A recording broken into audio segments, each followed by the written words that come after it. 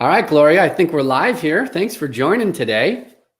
You're welcome, Sean. Thanks for hosting me. It's a pleasure to be with you. Yeah, now you've been a busy gal over the past few months because we spoke, what, 5-6 months ago probably, and I couldn't get you on the calendar. So tell me a little bit about what you've been up to.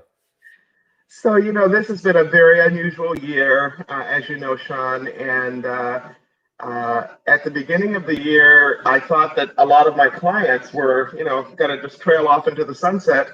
But because of this year, because of the pandemic and all of the protests and so on, my business has actually spiked quite a bit. And so have a number of yeses. And, one yes doesn't just mean one yes. It means probably 25 more along the way. So lots and lots of blessings there. Yeah. Good for you. That's awesome. And before we dive in, I think we owe a debt of gratitude to our mutual friend, Michael Schultz. Yes. Right, for introducing us. How do you know Michael? So I know Michael through the John Maxwell team. We are both members of that team. And Michael and I actually get to work together on a committee because we're both part of the President's Advisory Council. And awesome. So, yeah, we get to do some work together. So that's great. Good for you. Well, Michael, if you're tuned into this interview, thank you for introducing us. Yeah. And we appreciate you, obviously. So, Gloria, you've had some interesting accomplishments. I believe you have multiple books published. I believe you've been published through many different avenues. Yeah. Right? So can you tell us a little bit about the books that you have published as well as the different avenues that you've gone down? Absolutely. So I kind of lose count of how many books I'm actually a part of, but I have published about 9 books, Sean. And the first few were, I'm a poet as well as a leadership expert and writer in that arena as well. So my first few books were books of poetry. And I did not want to go the usual route with those particular books. And so I started 2 presses. And all of those books are published by one of those presses. My first trade book was a leadership book and worked with a very small what they call an independent press, well established, and they were very targeted, focused on business and leadership. And that opportunity, that book that I published with them was called Legacy Living. And it was really all about, what we call the softer aspects of leadership. And that book actually led me to a contract with a huge publisher with Wiley and Sons. So more books after that, but I've been really fortunate to work across the spectrum with large publishers, small publishers, trade publishers, not trade publishers, lots of lessons learned. I bet. And you're also self-published too. Yes. Yeah. Absolutely. Yeah. So there are some books that I decided to publish on my own because of what I learned working at Wiley or working with Wiley. Sure. Yeah. Mm-hmm. Awesome. So tell me a little about, I think your latest book, Pass It On, which is a little different, right? I believe that's more of a children's book. Yes. Thank you for asking about that. I think that was the book that we were going to talk about way back when, right? Yeah, that's right. Yeah. So Pass It On is a book, and I'm going to just say a little bit about it, but this is copyrighted information, so I just want to say that publicly. I'm working with some other entities on this story, and this is a story about my father, Ernest McEwen Jr., and his friendship and relationship with the person who became his benefactor, and that's author William Faulkner. And so, when you are a writer, you're not in charge of what form the content comes through in. Right. And so when I started writing this particular book, I actually didn't know what I was doing because I'd never written a children's book.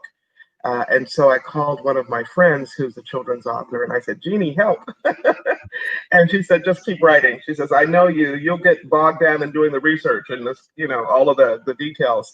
And so I did. So Pass It On was, I think, you asked about my biggest accomplishment, Sean. That's probably the biggest accomplishment, just getting it done, getting it written, and then finding the right publisher for it. Sure. Very cool. And I love that guidance. I think that's important for anyone listening or watching here is keep writing. Yeah. You know, keep writing. Absolutely. That's awesome. That's awesome. So I asked you about your biggest lesson learned, and I want to spend a little bit of time here because I think this is really important for the vast majority of authors, no matter what genre you're in, no matter if you're published traditionally, self-published. But when I asked you about your biggest lesson over email last week, you told me that, you know, your biggest lesson was not like fully comprehending how much time was required to market your books. Yeah. So can you tell me a little bit, can you embellish on that point a little bit further? Yes, I can. So when I started working with the idea for my book that was published by Wiley, I understood, about marketing because I published 4 books by that time. So I understood about marketing. I understood about targeting, having a targeted audience, all of those good things. But what I really didn't understand was that I would have to exert the same time and energy and resourcefulness to marketing that book published by, one of the biggest publishers in the world, as I did to my other 4 books.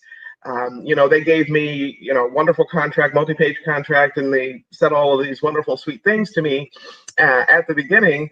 But at the end of the day, it was really about, who are you? What is your platform? And how are you getting to that platform? And oh, by the way, you have to pick up, about 90% of the effort Right. to get the book out there and get the word out.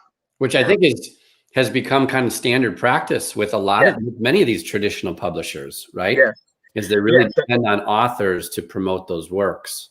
Absolutely, Sean. And so that's a good point because I was kind of right at the cusp.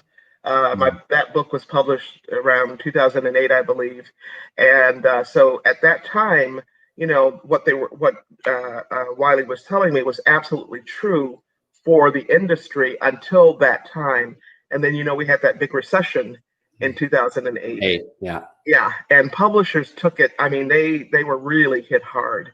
And so they were, they had to pivot. I had to pivot. And along the way, I learned a lot of really, really, really helpful things that has served me, throughout the years. Yeah, which is, lifetime of learning, I'm sure, right? Yes, yes. So, from your perspective, what's working really well? Like, what works best for you as far as marketing your books? Like, do you have certain go-to strategies?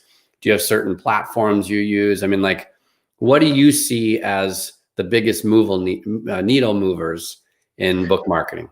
Yeah, thank you, Sean. And I just want to say before I answer that question, I'm not trying to diss my publisher, so please hear that, listeners. I just want to be clear and transparent as well. So, so in terms of the lessons that I've learned, I think it depends on the type of book, Sean. So, for example, when I came out with one of my leadership books, maybe 5 or 6 years ago now.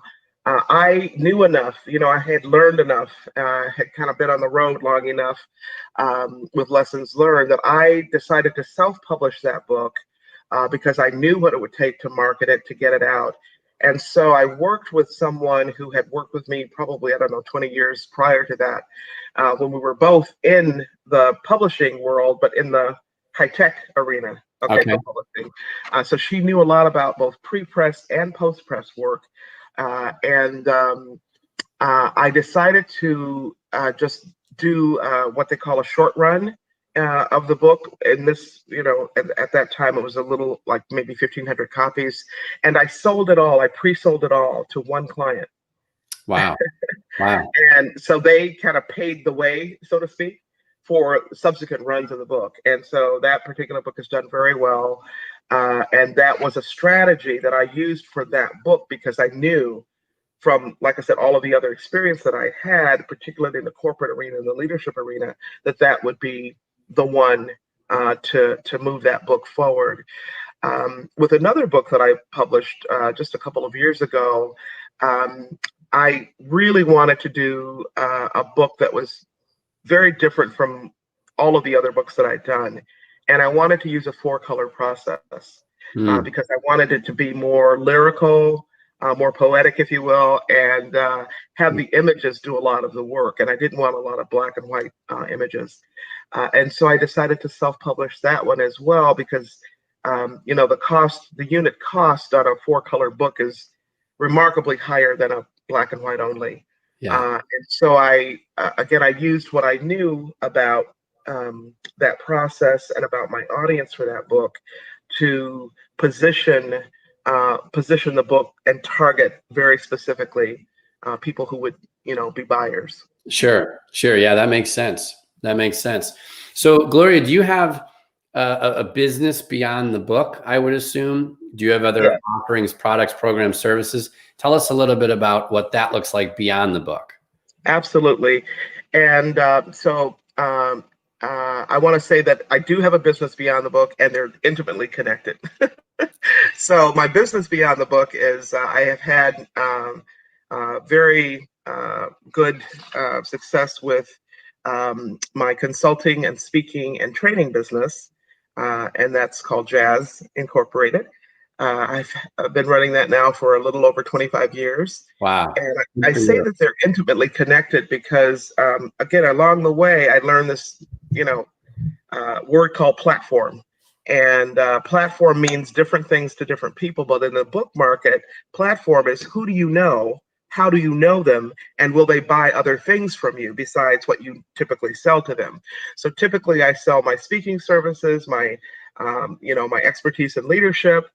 So I'm either consulting or being a thought partner, a strategic partner. Maybe I'm facilitating in some way leadership development, leadership formation. Um, Excuse me. And so these are the people that not only do I serve, they know, love, and trust me, right? And so will they buy something else from me? And so that's what the publishing world is interested in, and so that's why I say they're intimately connected. Uh, Sure. yeah, So, first of all, congratulations, 25 years. thank you. I mean, that's incredible. That's It amazing. is. It is. Kudos to you on that, number Yeah, thank one. you. Yeah.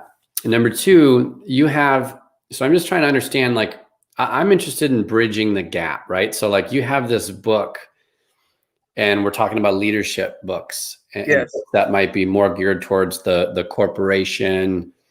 I don't know, Fortune 1000. I don't really know who your specific target Hmm. is, but we're talking about leadership and business books. And then you have these consulting and speaking engagements or services Okay. beyond that book. How do you Okay. bridge that gap? Like, how does someone like you get someone to, like, they buy the book, they read the book.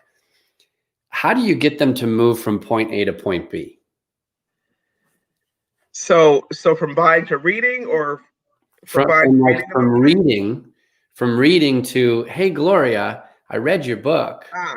Love what I read. It would be Mhm, super helpful for us over here at mhm. Acme Corp. And I saw you do speaking and we want to hire you for that. Or I saw you do some consulting. We want to hire you Ah. for that. How do you bridge that gap between book and business engagements? Yeah, that's a great question. So for me, the engagement world came first, and Sure. then people would buy my books.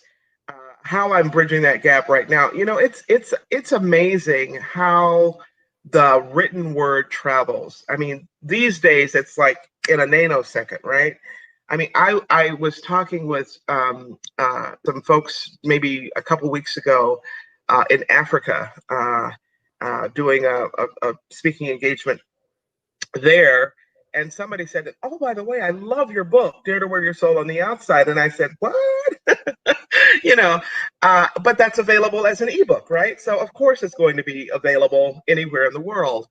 And so how do I bridge that gap? A lot of times people will hear me speak or experience my teaching or facilitation or whatever, either live or these days digitally, Sean, and they will want more of whatever it is I'm pouring out, right? Okay.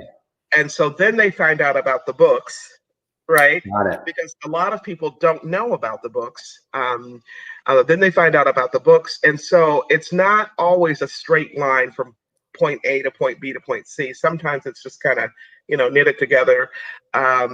It's been an organic process, honestly. I would like to say that my marketing team that I hired, my branding team that I hired, my publicists that I hired have all, been amazingly successful. But I think it's a combination of all of those things.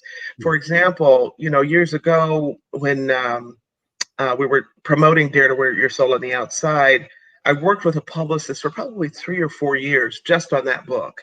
And she was phenomenal. She got me into a lot of different market spaces, radio, TV, speaking engagements, etc. Audiences that I probably never would have reached on my own because she's a professional. She has access and she knows, she knows the channel, so to speak. And so all of those elements combined have been very, very powerful for me and helpful for me. Yeah. So that's always the answer I don't want to hear. Oh. But that's very truthful. And it's usually my answer. It's like, look, I know you're looking for the silver bullet, but it wasn't one thing. It's a combination of all these different things put together in a specific way that seemed to work. Exactly. Yeah. So it sounds almost like for you, Gloria, it almost sounds like your books maybe aren't the lead generation mechanism. Maybe it's the speaking and your other consulting services that are actually generating the readership for the books. Is that accurate? I would say that in some cases that would be so, Sean, and in other cases I would say no, it would be just the opposite. Okay. So it depends on the book.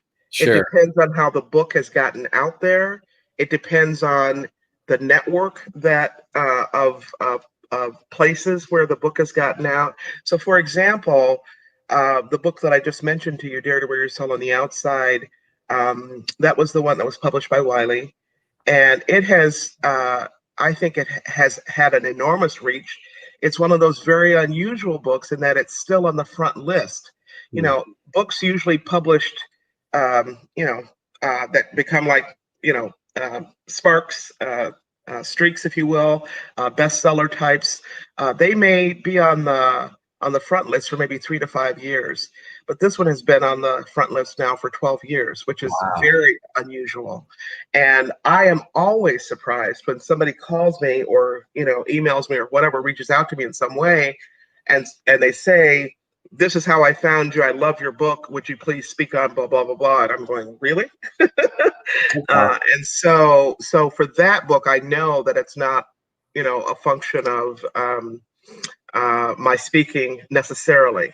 It's really the book that's the lead generator, if you will. Right. Now that's awesome. 12 years. Congrats on that too. That's amazing. Yeah. That's amazing. It is. Certainly some timeless content in that one. Right? Yes. 12 years, that's like 100 years in today's day and age, right? In the book world, you're right. That's awesome, Gloria. Right. Great job. So what's not working right now? Like, where are you struggling? What do you need help with the most?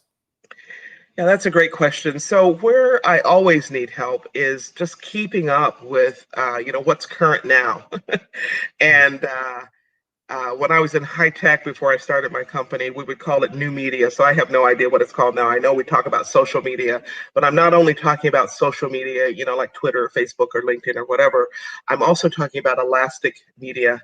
There are so many products out there that can help you summarize your book in ways that, I never imagined 5, 7, 10 years ago.